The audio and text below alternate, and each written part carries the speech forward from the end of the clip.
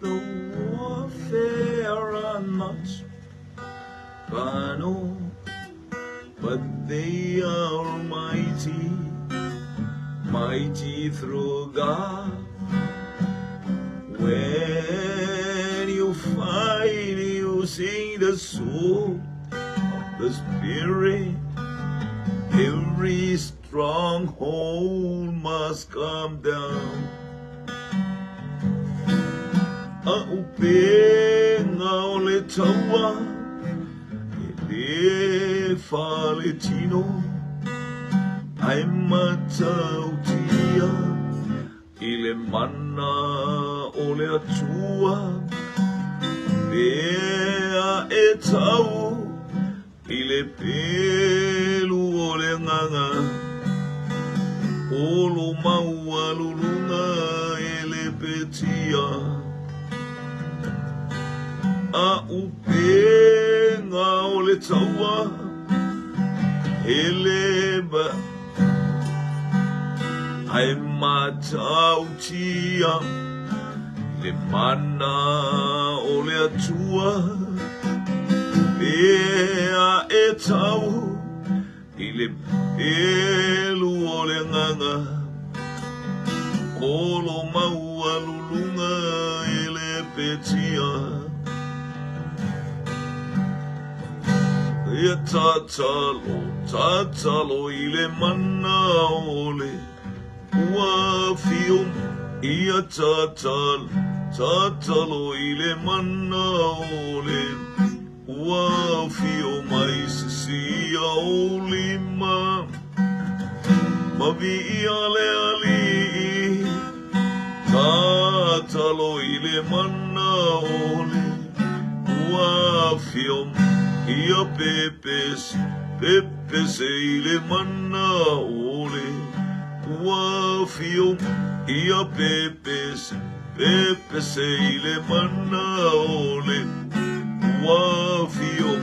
Sia olima mavi ale ali pepes ile mana ole ua fium.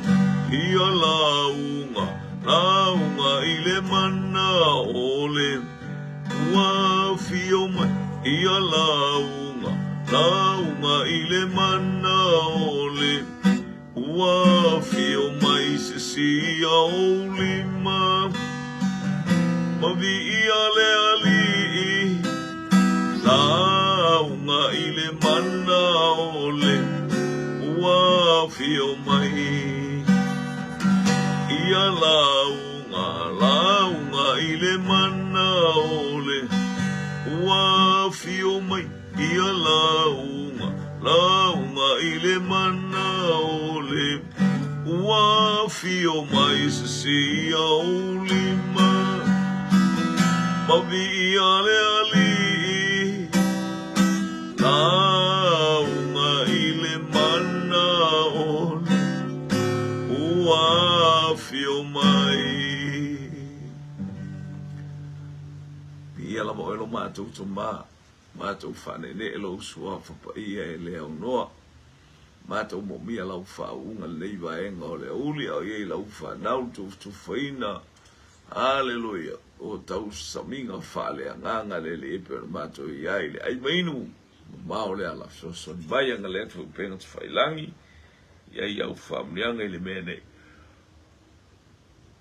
e o me o bai lo inga matou mantua penga tu failangi nga le ia tu mo ila tu ia inga te jasi ai fo ise ai ngo fe ngai male langal mari mo le oti ia pa ia ne la u fiu mai ia u famanu ia ngalo matou toma o matou tsalo le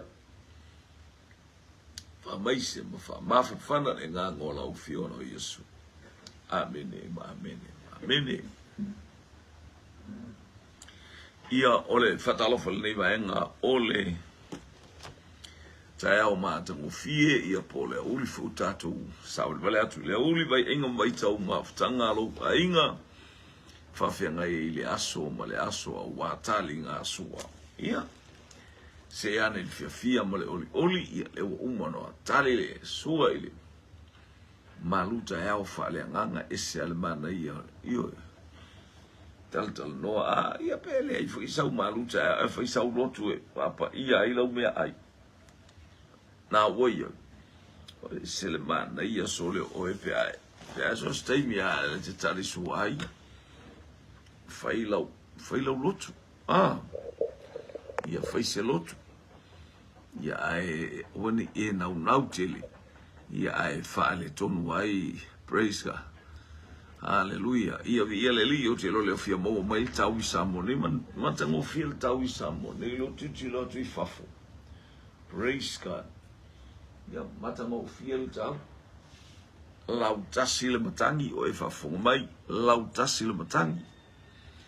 Wa inga ia le suia ia o ia fo ina iao tau lia I lungo.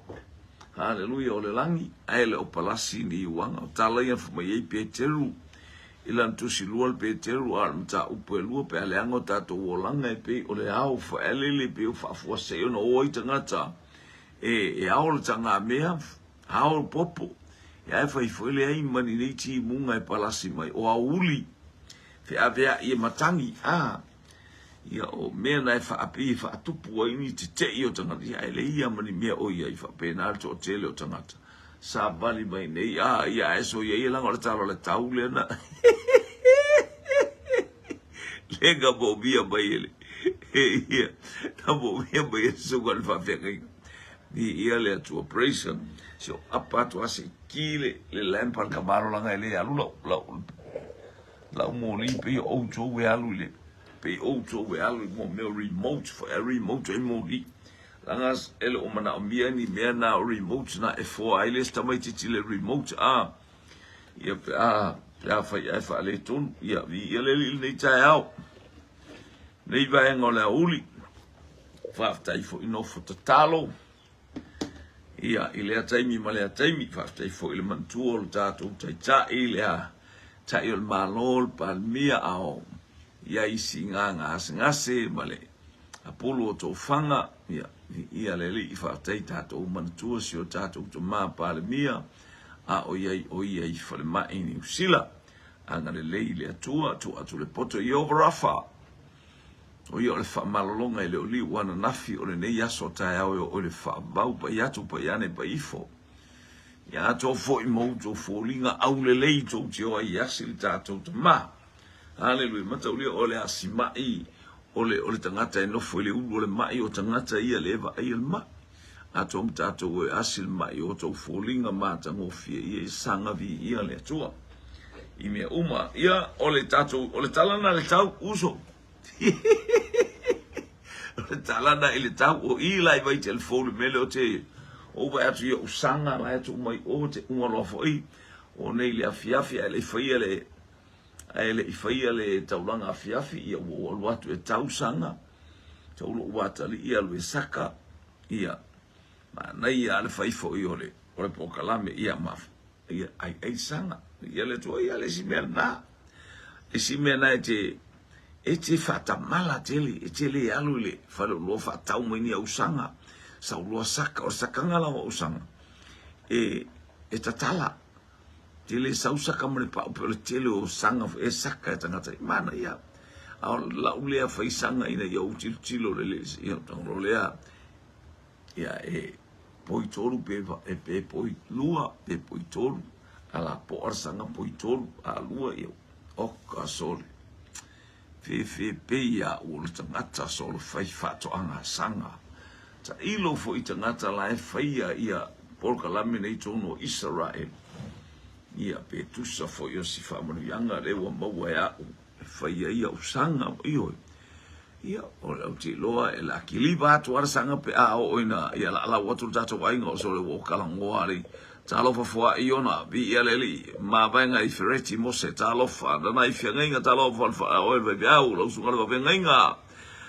male lo sabtene mai hallelujah le tine mai o Hawaii aloha Hawaii na I fianga le sunga fa fianga ia hallelujah vi ia le tua ia fa tai fo I mole fa murianga I lungo tato polo kalame I angale le atu le tua praise God chapter new chapter vi ia le li praise God ia angalele yang alofa sinava yana le tine mai sa ai ta alofa atu ile angelu tau por tamalea mai sale aula ia po o mea ia oi na alofa e te ulu ngol pito fanua le o ile pa ia tamole ia tamale pa se langa tau so lo wata le langa le se fa na o me le pa ia e mar tamole vai ngalu ka tamale pa sauni atu vi i au fai ge la fa ngol pesenga ale fai ngala o tamale pa pe se lo pale pa ia e fa malu atu foi ia malo soifua ia talo vatu ile fartua pe ile fartua ia ngalo malo le soifua mana ia te ufungala au le tu wana ilunga te ine le avi ia le praise God hallelujah Staffy alao talofa vi ia le li hallelujah praise God vi ia le tua to asau alo te ine le sili na amio asili na pisa i tono lo senga te ine le wanga le anga alofa leilua talofa Amri atu le tua ile anga i mai ole ainga ole fa atua lila mai ama tau rube matsila vi ia le li praise God hallelujah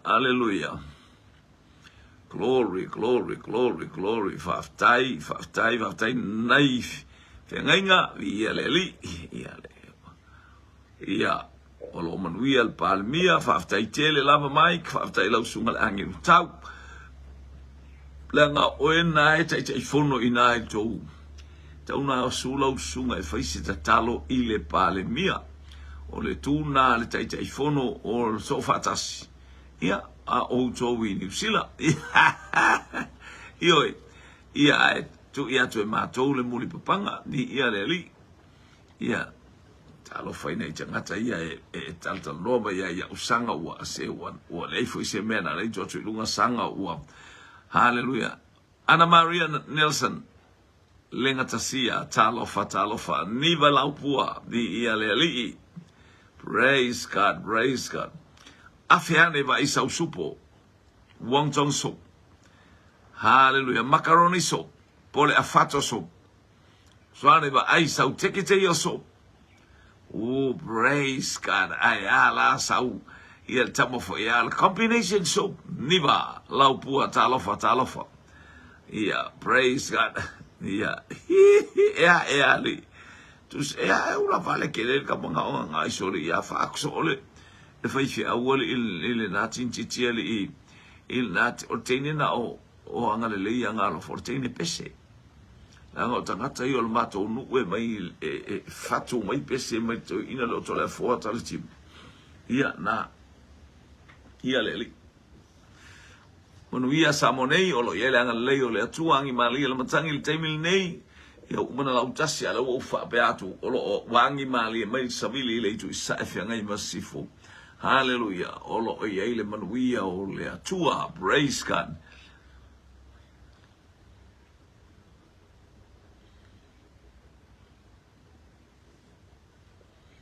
ia le faftai nala le mo watu lo manuia sto ina pauleo tulanga lo no tautonga ma me uma to no ftinga ia ngale le tu fo ile poto ma le ata mai over rafai ala mai fa malo longa ia li mata mai ta fo ma ile mafu fau le poto ia le fau tota ma le matala ala tatu talo tausala en misi talofa lava Manu ia le tae o le angai mai o le ainga o le whātotoa.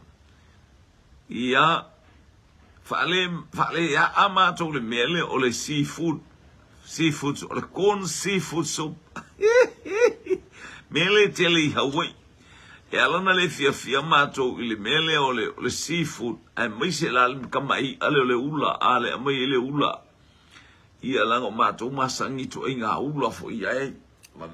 Apea e toso mai fa formo mo le angani ia lana e tau mama ima to i toma mena pin tama i ula light stream ia ai vi ele i masani ia uto a fai foi la ula pai na fai asin te le ma to ula pai sei pi o mata le te le ula pai ia le wasi sila mai ia mana i au te le iva tango na ia fa supo ia mau atu sa usupo nei auli tal no mo ye mata ye fo ingorta ta por kalamel sili mua se fea Cornelio fa elen tatalo Cornelio len tatalo I Kaisarea I lunga o le sami meti tirane tu wile o le coastal village ia no uia no wei lunga o le matafanga tu lau ia pe o sai pipi sasa ai lano ia menata o coastal areas va bena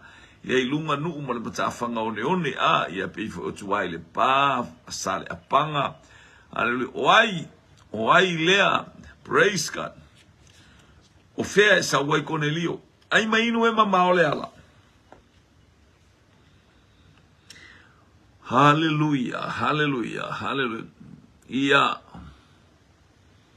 le o mai ale ula vai sup mai o ia ula vai ma ia la le sup ula vai ata mai tama va stream ia o tele ta o tu le tulanga le no le ia ele talia ya usupole ia Angele inka by streaming ia mato tama le ula vai oka langol mato nu isili tele le ula Sam tafayono talofa o fea no fesa wai Cornelio lua lon tato tali ia fatalofa tu foi ile tai malanga le sunga ia uta ulu tariu Cornelio hallelujah o se vai ngo te puke le te mine ia fa malo vi ia le li man wi o fai va lo filima le ngata foi lea ia o lo tau ai ia ile ngale le o le to o le tau mai me sa wai ia Cornelio o le tama o vai tutu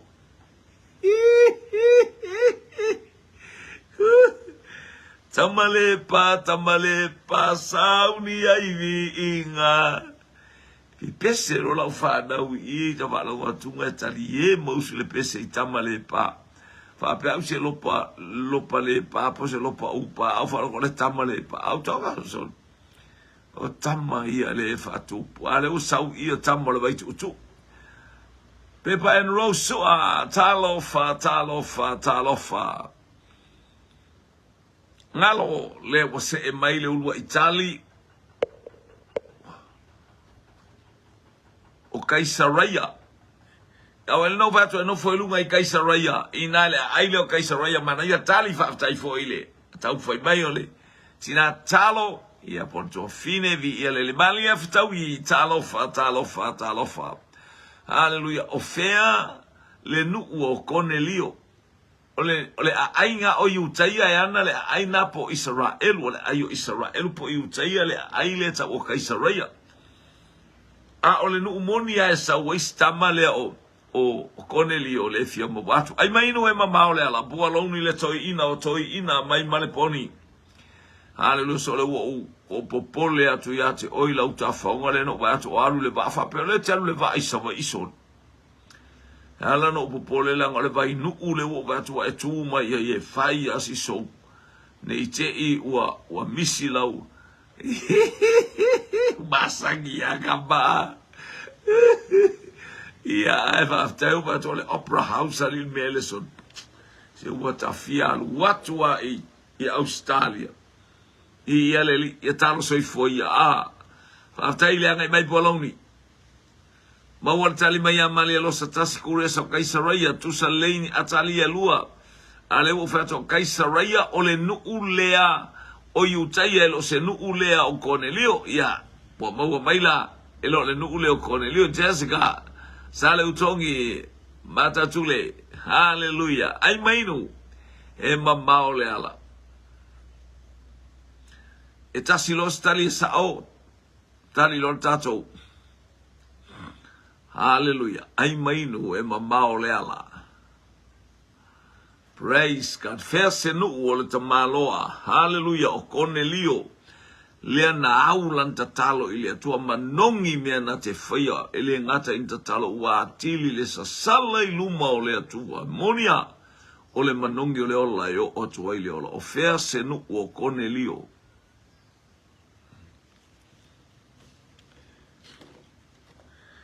lo ana I fo il tini le tamai cha il mota ia mal tamale o hallelujah o male tamale o tanu basa o ia le o talo mulianga talo matu ma lo fatu I lo sunga no to favor mal fa ainga sale malama o wale nga luenga tele lo fia ngai mala usunga ia ngata fo leo le ufunga atoa fatalo to le sunga ia apolo ia le liwo le mo atu lo na swaf mutai ia manu ia fo I lo lua se ai a wale nga luenga ale ekalesia malosi I to tonu o sala I lua le lofa tu noa o le atua I to tonu o sala I lua malo le soi fua le ua tali mai kalati tu sani talo fa kalati fatalo fatu nei va engol tayao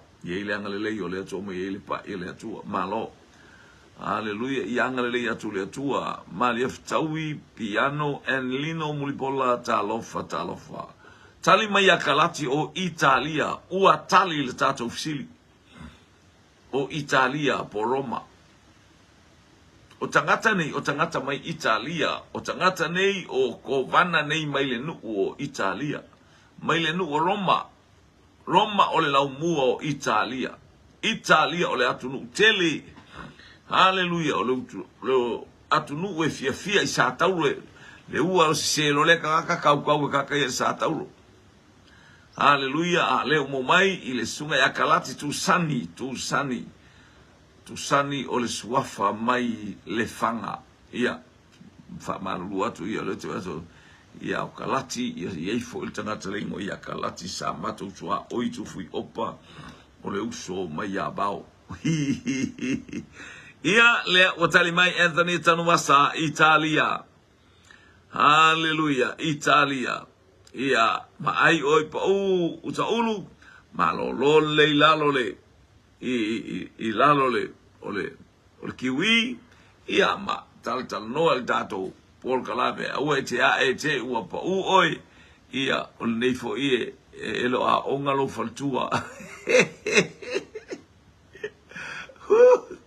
o le fa ma ia el faltua te lo tuaina ele sauro el masina ne tau no mai ia le la ua ia le tua malo ia le foi manu le tali mai pualoni o Roma tali mai faftai mo le tali il tato ufisili o Roma po o Italia le nu e sawai Cornelio foi ale na o la na talo I lungo le atua ia le manongi o mana unga foi lo tato po kalame pe o tato wang tang suple manongi o lau talo ia la ngona I lungo le atua talo tu nei ai o il fa fonga sif le fa ile fa fonga le atua fasamo tayao Robenes hallelujah ia le lifa talo fatu mo o le uso le tayao o le tato Ficilius so oai o le le to alua o Mose e u ba to ta itolu ata to tali lo tato Ficilius o ai le to alua o Mose se fulu minute te aile tu la se fulu malelua se fulu minute te aile tu la se fulu malelua hallelujah praise God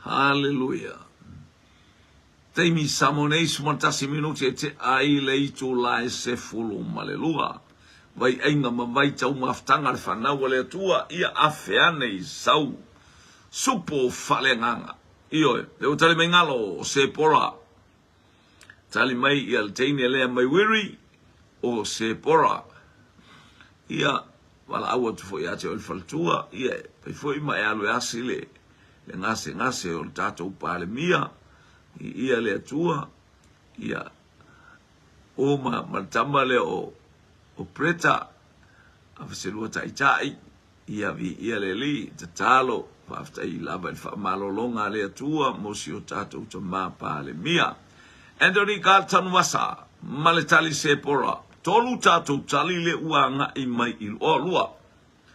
Lua tatou tali tise ngā su, ngā su o le whai u mai tonu o Sadpaitea, le whianga o Sadpaitea. E la lisi ngā su le itu atu po kalame o le o ngā su po o le itu atu o le whaifi au. Ia a o lisi ngā su, ia o lo o taitai nei ile o lo toi ina nei ini usila ile loftu noa. Hallelujah. Ai mainu e mamao le ala. O ai le to alua o Mose.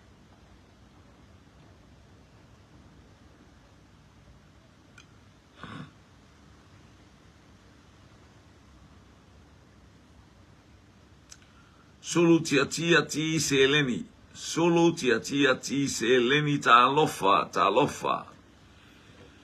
Alofa. Hallelujah. Praise God. Ai mainu e mamao le ala. Praise God.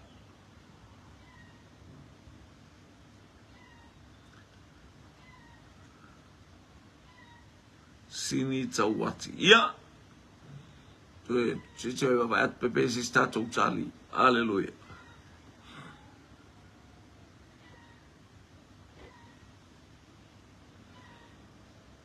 Ia ole ua mai tatou tali e lua, te lau wala vai a tali e lua e tali ai a. Ia e whalongolongo leisi vaenga, ia ma sue tusi leisi vaenga, ia wha mau fo I leisi vaenga, wā leisi taimi o muli. Tali tatou fisili, o se pora, o to lua leo mo se vai leo, ia mo se ali monon to lua. E lo umai ta moiti o, hallelujah, ali ale ta, ele o ilo ali tatou se ngari, ia, se pora. Hallelujah. Se pora to lua Mose, le na lua tu Mose ta watu ile. Le ainga le mitiana, a inga le saanga le yane.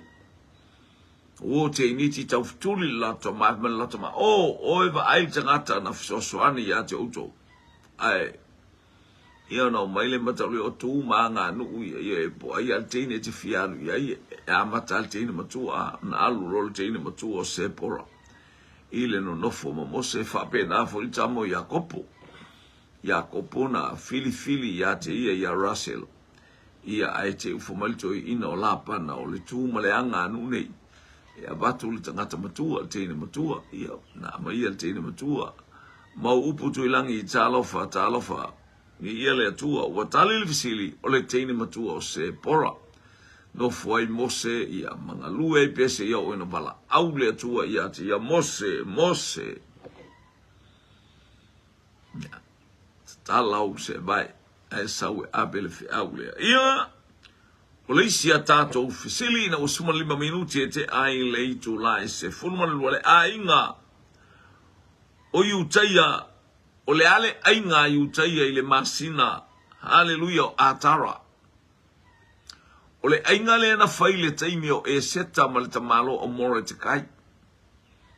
Ina ua manu malo iutaia ua manu malo more te kai ua ui 5 o more te kai le pule ma le mama e wha mau e mea uma alu ma le tau sa uni iutaia a yeis tangata e wha fita uli a te outou le aso leo le na abatu mo maltus fale o ngatus mo ai las tangata o tu mo pero no ita ia te outou I outou tau maros I outou fasio tia tangata na se wa o au o more te kai o le uasili le fina ngalo hallelujah o aritase ta via leli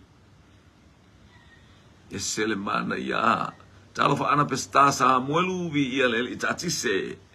Praise God, ia le tua a o anga I mai si o tatu wa inga. Ia ona fai ai lole o le inga ina ua manu malo moretkai, manu malo e seta. Manu malo masayu ta iso se tafo le lorolangi on nofo I sayu ta. Ma le ua taunu I el tusi. Hallelujah.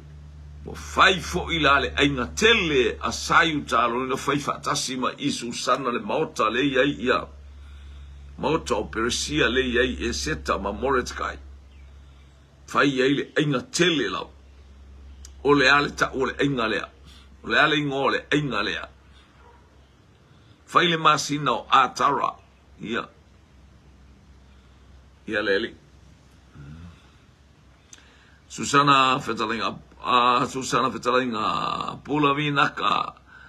Ia pei al teine lese. Pei a foringa mai o steine fiti.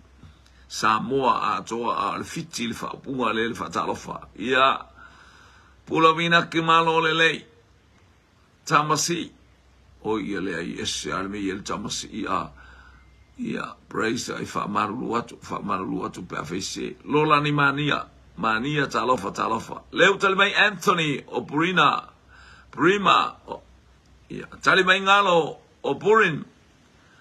Ia e tu sa tali e lua tali mai Anthony tanu asa ma le tali mai ngalo e tu sa tali e lua Purin mai ngalo atonu o fa Samoa leo pulingi po Purima le tala no mai ai Anthony le tama mai tafuna America Samoa ma le teine mai wiri vi ia le li. Ia tali mai Anthony o le tausaminga o le puro. Ia le taula le sa ola le pulingi. E le pulingi le ta o le inga le o le puro. Ia sao. Ia le atua. Hallelujah. Ia. O te lopa tali le tata ofisili. Whaaftai mo tali. Hallelujah. Vi ia le li. Ia peana e whaasia sila mai. Nato lua tangata ia tali le tata ofisili. Ia le atua. Ia o te loe ia fea e whaifi aua nei vaenga ia tūlanga o le mea o ia i le tausaminga lea. Amene o le tausaminga o puro, po purim. Ia tausaminga o le saolotonga. O le fiafia o le oli. Bala au tangata, God is good all the time. Hallelujah. O le atua o le file mua, o le atua alofa, o le atua o le oli. E ese mai le atua le whaalonga moli mau waile isi tangata lea mai tonu sae po le tangata o le au Muhammad. Tangata o le lotu lea Muslim. O lona o langa o le o langa fasioti tangata. O le o langa lea moselemi e le o seola. E eita i o lato ufili. E saule fe au a ala. Mai le au mai ala fasioti o tau fili. Fa umatia o tau fili. Au se mea o ia sa iai. Ile tūlanga leo lona la ititi e fa ifo lona ta mao ta itai o sfa inga ma mea whapea. Na alu o ifo ile o ia. I ia le li. O na alu o ifo ile.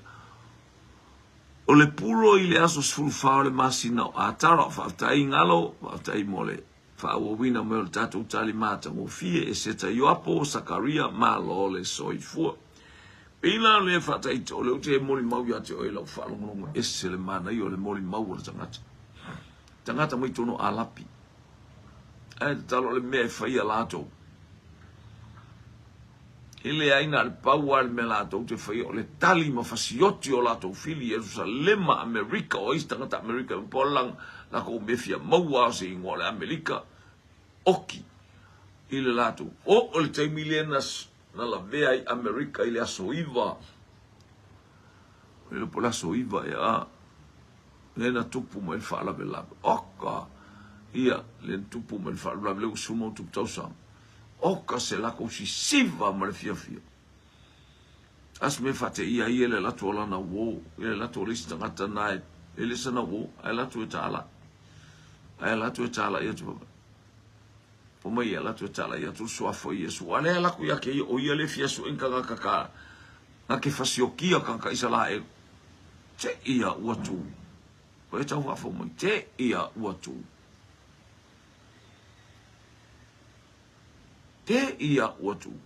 tango mar tangata batu tu spa ia te ia haleluya alu ro le faitau mai le mata ium ta upe lima mata ium ta upe ono mata ium ta upe fitu.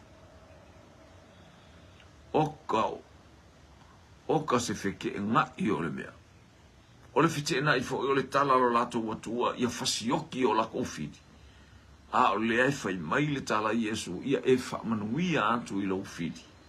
Le ale me ita mai ia e fa mangalo. Oka wana lelo io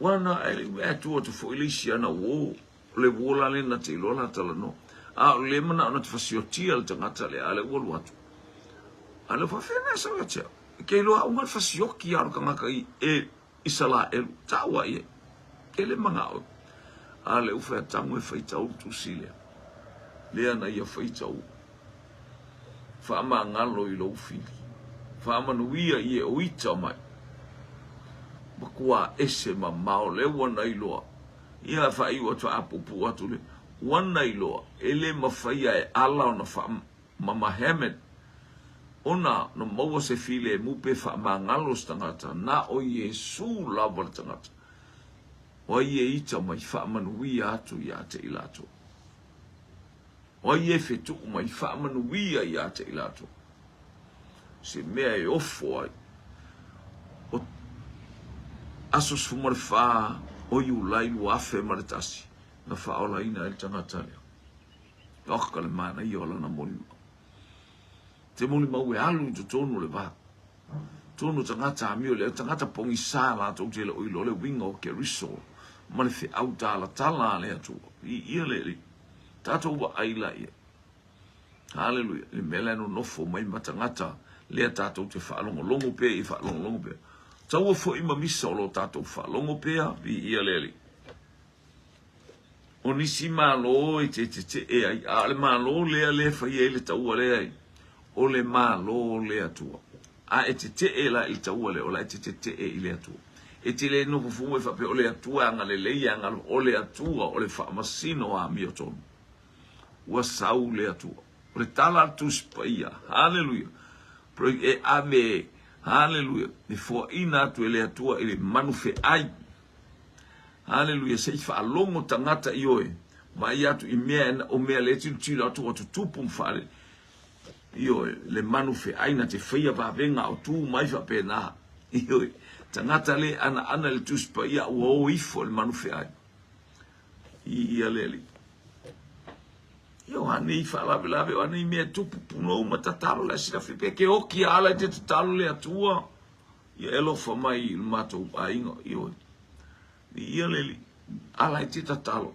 ala te bala au le tu pe ke okia te faia le fe au ngalu ngale tu tatalo ma bala au ile li I molo mo poponga ia leli ia ai le foi tato vesiling ia no ole tu le anga ole no ole tu o Isara elu ole ngoa ole perenisian for maile tu ele to ngoa o ia Jakopo ingoa o ia Israel ale ingoa ile ingoa ato ia le nule ele o se nule anga ole atali ole ulu matua ale atua na taita mai ele atua ale fia fe ele atua sasa ana fasioti uma ele atua ilungo le ala ma fa tati tia solo le taimi au mai ai kopito ai malosi le muy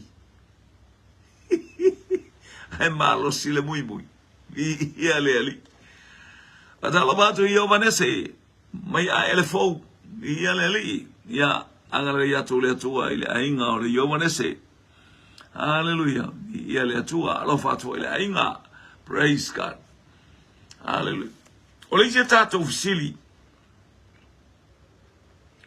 o ile kalesia lona fa na ave ia ile tusi e Yohane tusi na ave e kalesia e fitu a o ile e kalesia lona fa o ile kalesia lona fana ave ele tusi alo o ile kalesia lona fa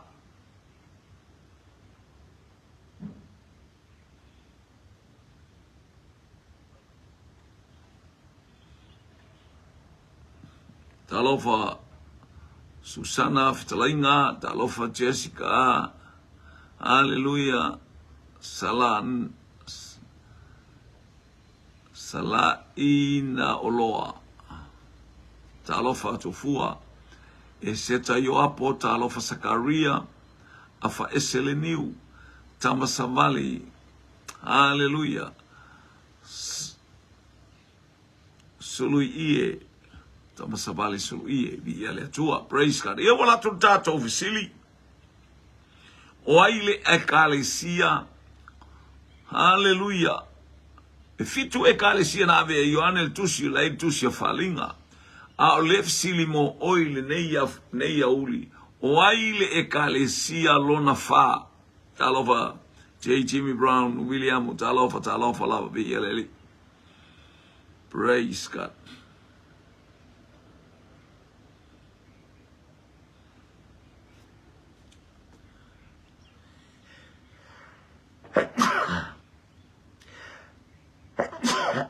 Excuse me.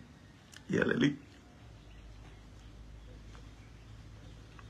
Ia le watali mai ia ngalo ole ekalesia I Tuatira. Salve Anthony Tanumasa, ekalesia I Tuatira.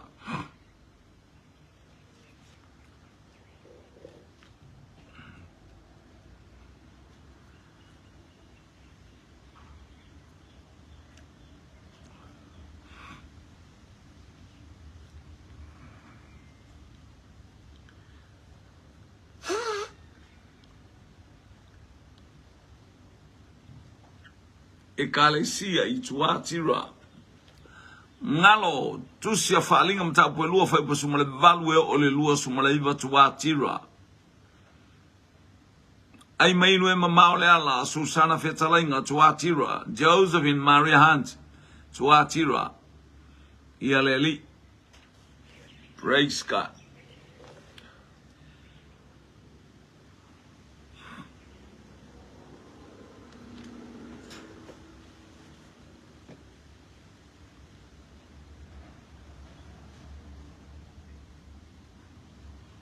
Tali mai ia kalati tusani ekalesia I Philadelphia. Philadelphia. Vieleli. Tali mai Josephine Maria Hunt Tuatira. Susana Fetalinga Tuatira. Fatalovatu ile sumaili sunga ile failaunga le talalelei tama o maleboni. Hallelujah. Ia malo le soifua.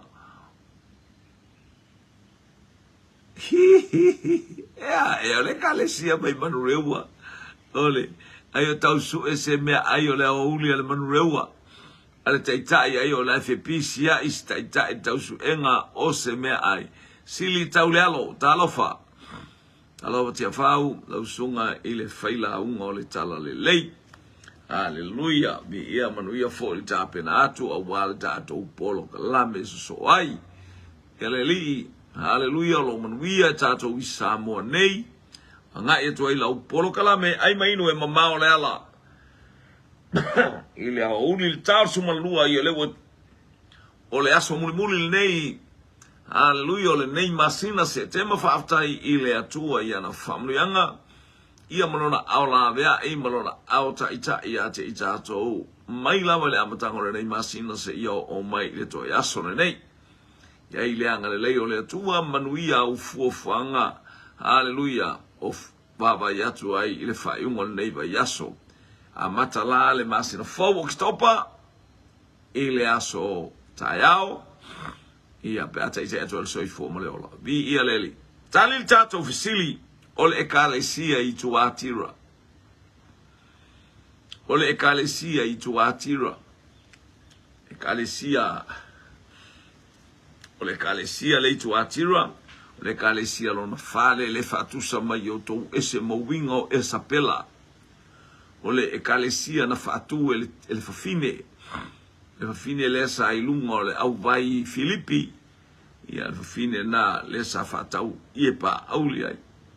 Ia le fine na hallelujah le sa amai le lotu le lato nu fia iai. Ia mataulia o ia na I mea faa. Fa Sofia fo otina e fa pena la to polo kalame talofa Kilistina utuva talofa wina tani elu talofa lo so otara ia fa munu ya to le tua ia maletali le wa mai tene le mai Susana Tuatira le na fa ai ilo ia ye pei ole mumu ole afi mata ole atali ole atua ia le atua Roger Ausange talofa lava. Tali tato silo le kalesia I Tuatira. Hallelujah. na alu Simona Peteru na ave i le fe awe sau e tatalo i le ainga o Cornelio. O fele mela i a Peteru na alu i le fe awe sau. Failoa i le atua i a Cornelio. Tuli nisi i a Peteru. La le faile lato fono tatalo i o. O fea lai fai i le fono tatalo a Peteru. Mala lato ainga. Ma tagata na muli ya te ia. O fela fai el fon tatalo lea. Dea na tuli ia ia Cornelio ana au na oe fai ia Peteru e sau. Sau e tau mai po le ale mea lea. A o fesili o fea na nofo ai Peteru i le taimi lea. Fatala batu. Lea nga imai o lau sunga le fai ia onga ia sunga i. Tama o le laumua malo le soifua i la o maua i wha manu yanga le atua. Aftai mo le patalofa vi ia le li. Tai o lo maua pere manu ia mana soifua lau le leia o tau sunga. Ia vi ia le atua. Ia tu mau i le atua le vi inga. Ona o tau wha manu yanga. Tu ina i o tau fonga le ngata i leo le maataala. Ia ma le sa ili au wa. Hallelujah. Le maroro tatou wali ia le leu tali mai ia le whaianga mai tono le laumua o Wellington o Iopa mai Cornelio i la wali o mai e oe ba le el tangata ingo ia Peteru e lua Peteru la yo o ia lua Simona a o Simona e te lua Simona Peteru o e whaie e sau ia lea watali mai ia le tuafine le iangalo o teine mai wiri fa le lau papa tau ua ma le longolongo a le lau papa angangata ile la au hallelujah ile la au e pe ona lau sila fia i New Zealand lona malosi ma lona matautia ole la au lea ole apu. Hallelujah, o fai mai le lau papa sili on angangata ile fale lau papa i wiri au kilani South Auckland, New Zealand. Afeane ia ngalo fisili mo se lau papa o lo fale pe amo mia se mea e toi fa o popo. Le tali mai, le fa pe mai sa Iopa, faftai ya toi faltua mo le tali. Anthony Tanuwasa, hallelujah, le tama mai tutuila Amerika Samoa i taafuna. Le malai male le whaambao malo e palasi ai le Pan Am, palasi ai le Hawaiian Air, palasi ai le Spear, palasi ai le vale le Maifiti, palasi fo i ai le Qantas, hallelujah, e palasi fo i ai le Jet, o le Jet Star Air, po le ailing o le vale silva ale mai, ia oka sol. Pesiliane, hallelujah, Mo Anthony, ia mos pase se tau ngofia mo e tale mai Anthony o Iopa le o tale mai le hallelujah ne faila ungo le tala le late ya fau great hallelujah o Iopa talo pat samo i sifa sami vi ia le li o mai o le nei vaenga o le aso ia fa manu ia tu le atua o le la wo lo le la au le faila papa le ti o a pio le silver fin ia la au tau tima ia le tu sao i lunga tai pe la o le ia mato o le mangau ia o le la au ale sina pio ngo fio silver fin le fai me lau papa ia fa tai ngalo fa tai mo fa lau lo ingo le silver fin hallelujah ai mainu e mamao le ala ua tali il tato fisili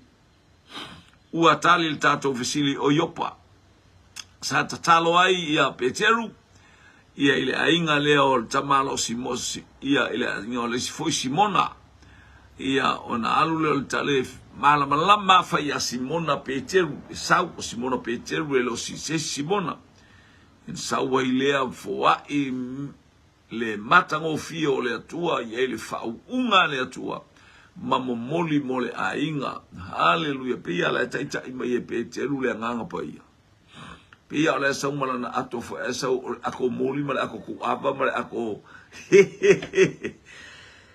ako apunga mai aku fa le au mingo le nganga pa ia mala la utus pa to fa yofo ua ofo tangata o Iakopo po tangata Israelu na watu ma Peteru ina ua tau tala atu Peteru ai atulis a ngai mai o le nganga pa ia ua lunga o le ainga ato ua tau tala mai ngana isi ua papa tiso ina i wha manu yanga le nganga pa ia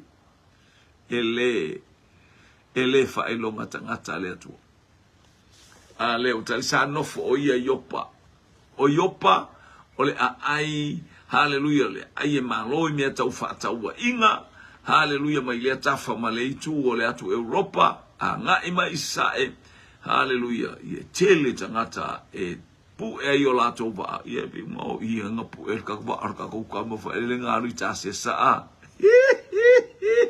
le vo inga se escamo pe haleluya se estamo o yona ai se ele tatalo avele la tu il tamalo Peteru tatalo e lungo le ai ele tatalo tamalo ya bieleli praise God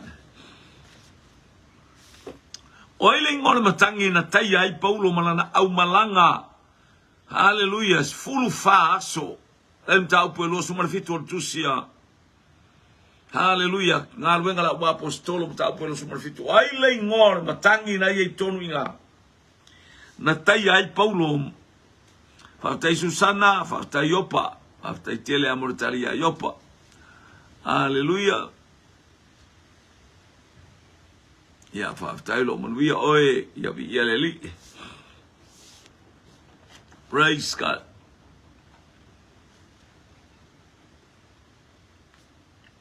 o ai le ngona matangi na afia ai Paulo se fulu faaso o afatia le whainga malanga.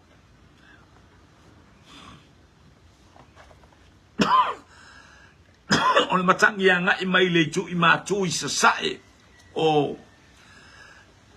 kereta. Ai eila no na ingua mana i ale na ia leo tali mai ngalo o le matangi o Eurokuto. O le watali mai teine lea o le matangi o Eurokuto.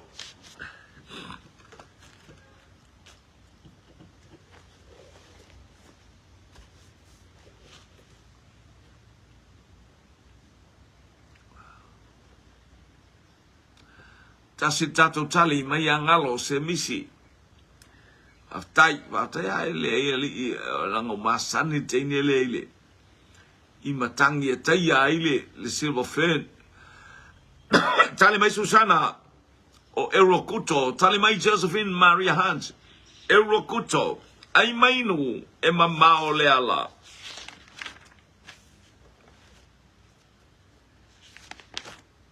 Praise God.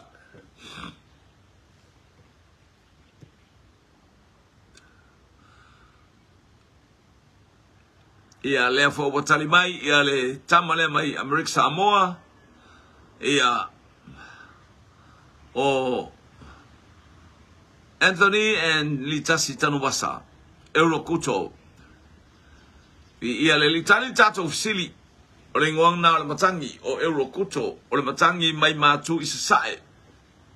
Ao o ina angi le matangi lea ma anga iatu le vasa, anga iatu le motu lea o Eurokuto. A le motu lea o kereta o se teimi lea sili o na whaingata o matangi maralosi ma basanga o peau ngalu maralosi o le ea le whapea mai ngalo o le mata upe lua sumarifito o tusi ngalu inga wha upe sumarifafa whaftai ngalo mo le tusi si mai vi ia le atua o ile ngor tangata na ia au mai ale fe au ole aso le ali ele malama o ai le profeta na ia au mai ale fe au ole aso le ali ele o se aso malama ole aso pongi sa tapena ia oe tapena ia iau ole aso le ali ele o se aso malama ele o se aso se fia ma se oli ole aso le fa no ma le tangi awe haleluya ole aso pongi sa a faia pongi sa o le toa sa leo le atua i lunga o so se tasi o le talia ma whaalongo i lana upo le aise matau le aise whaalongo ai wha amu i le fionga le atua Jerusalem Maria Hans malitu singalu ngalu sumar fitu fa upu sumar fa aftai tirat talo fa aftai tu afine Josephine. Hallelujah. Sister Hans ia leli ia leu tale mai ngalo mai anko Amosa mai anko Amosa te lopo se uso se misi ayo songa anko in loa. Hallelujah. Anko Amosa rona winga ole profeta o Amosa edori tanu masa ole profeta o Yoelu. Hallelujah. Ta umanino maya ole aso ole ali ele o se aso mala malamba ole aso pongisa ole aso ole tangi aso le uyo. Hallelujah. Ua fuli mai tua ole atu ya te itato lua talia wanga mai. Hallelujah. Ngalo Amosa el profeta Anthony profeta o Amosa peta ya brown dalofa Amosa lima ai ua ngalo le fuai upu ya malo le ngolo ngwana e le tua tu le ngalo ale fo ngalo fo ile ngola usunga ia te tauara na ngalo le fuai upu ia va istene ua ngalo pe foringa melta mal tene le ngalo so i se tatalo pe ngalo ini mea ai pe ba ngai ala ngalo i mea ai le lo ai nga be ai ni ia le tu tawa yoane talofa le apai lau flasa le apai talofa ia le li tasin tato tali wanga i mai lua tato tali Yoelu ma Amosa o aile ingo le profeta na i amai le fe au i le aso le ali i le o se aso malama ono wingo le aso le tato jang o le aso ya e lau waitongi i ia le ali au fa upu ele mai ele profeta o le aso pongi sa aisa wale o toi tilo o le atua. Hallelujah. Wana o mea se ya lale wanga mai ele o tali mai ia Anthony Amosa lima foi pasuma le balu. Hallelujah.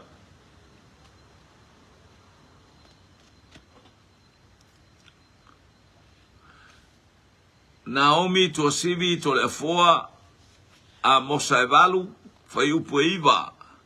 Amosa evalu fai upu iva le aso nei na usaue ati le fale o tavita na pau ia le ali. Te pupuni ana mea ua le petia o ana mea fai ua solo ele o ta umaia i se pongisa au fai upu ale o te ta watu o le aso le ali o le aso pongisa. Faftai Naomi tau fai mai mi ia le li o Amosa sa o le tali mua Amosa ia o sa o fo ia le talian to sivi le o watali mai ia Josephine Amosa ia Sefara ia Eskielu ia male to ino Yoelu faftai ia le tua o le tangata le tu sia le tala le e tala noa tuai o Amosa ilon mta upu e lima o no fai upu se fulu male balu o lo o iai ia tu singa ia o le aso pongi sa le aso le ali ele se aso malama faftai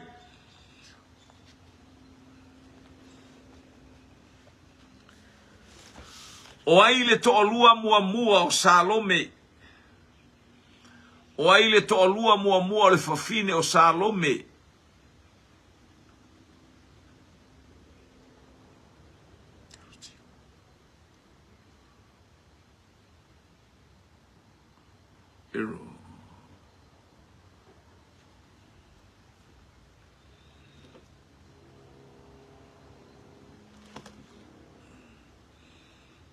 o pe po Salome po Herotia o ai le to olua mua o Herotia le fana o Salome nga ya le to olua mua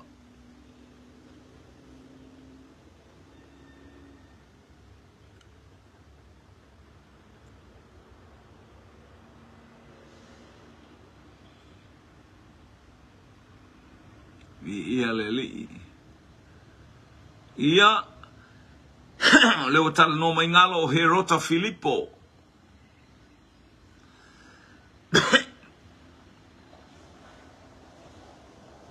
no mai ngalo o Herota Filippo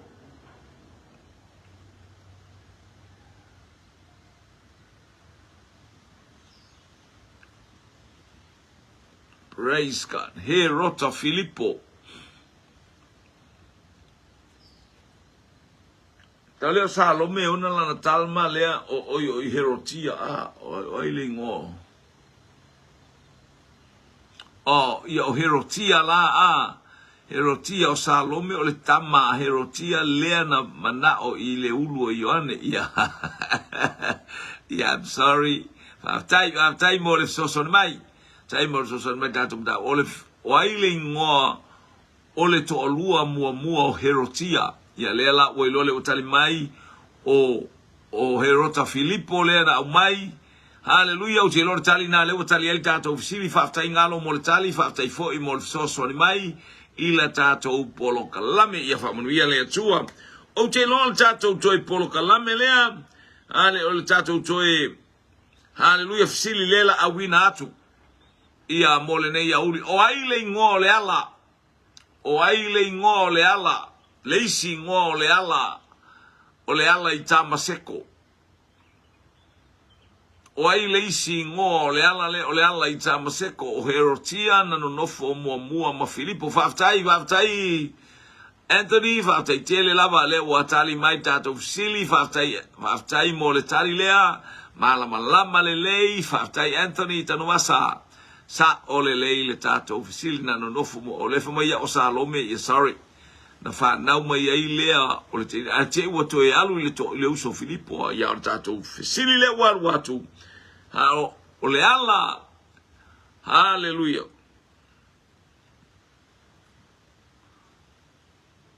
o ai le isi ngoa o le ala I Tamaseko ngalo le ala o sao